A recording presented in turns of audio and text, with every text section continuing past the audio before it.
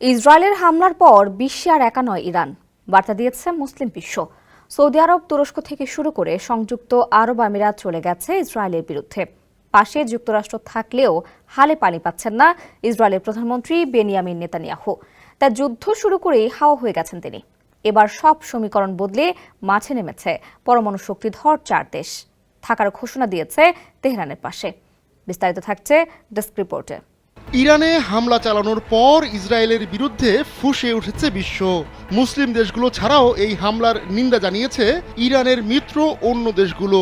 ইরানের নিজের পরমাণু অস্ত্র না থাকলেও এই অস্ত্রের অহংকারে তেহরানে হামলা চালায় ইসরায়েল। এরপরই পরিস্থিতি বেসামাল হওয়ার আগে মাঠে নামার হুঙ্কার দিয়েছে 4টি পরমাণু শক্তিধর দেশ।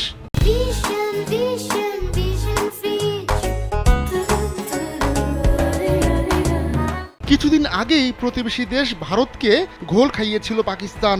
মুসলিম এই দেশের সঙ্গে ইরানের সীমানা রয়েছে, আবার দুই দেশের মধ্যে সম্পর্কও বেশ জোরালো। বিশেষ করে ইসরায়েল প্রশ্নে দুই দেশের মধ্যে বন্ধুত্ব অনেক গভীর। এবার প্রতিবেশী দেশের বড় বিপদে পাশে দাঁড়িয়েছে পাকিস্তান। পরমাণু শক্তিধর দেশটি বলছে, ইসরায়েলি হামলা ইরানের সার্বভৌমত্ব ও ভূখণ্ডগত অখণ্ডতা লঙ্ঘন করেছে। এটি জাতিসংঘ সনদ ও আন্তর্জাতিক আইনের মৌলিক নীতিমালার স্পষ্ট পরিপন্থী। ইরানের সঙ্গে এশিয়ার আরেক পরমাণু শক্তিধর দেশ উত্তর কোরিয়ার সম্পর্কও ভালো। কিম জং উনের সঙ্গে ইরানের গোপন লেনদেন রয়েছে। আবার দুই দেশের কমন বন্ধু হচ্ছে রাশিয়া। তাই রাশিয়া যেদিকে ঝুঁকবে, কিমও সেই বলয়েই থাকতে চাইবে। এর আগেও কিমকে ইসরায়েল বিরোধী কট্টর মনোভাব দেখাতে দেখা গেছে। চলমান পরিস্থিতিতে ইরানের পাশে থাকতে পারে উত্তর কোরিয়া। আমেরিকাকে অস্ত্র আর বাণিজ্যে টক্কর দেওয়া চীনও এখন বড় ফ্যাক্টর। সেই চীনও এবার সরব হয়েছে ইসরায়েলের বিরুদ্ধে।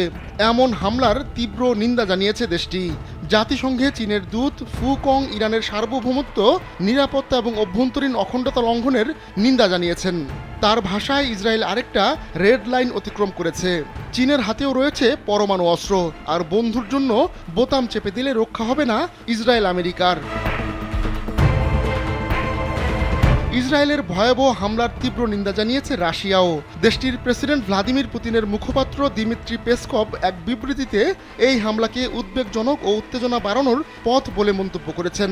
পরমাণু অস্ত্র নিয়ে বেশ কয়েক বছর ধরেই যুক্তরাষ্ট্রের সঙ্গে রাশিয়ার বনিবনা হচ্ছে না। তাই ইরানের ঘনিষ্ঠ মিত্র পুতিনকে চটালে তার পরিণতি ইসরায়েল আমেরিকার জন্য মোটেও সুখকর হবে না।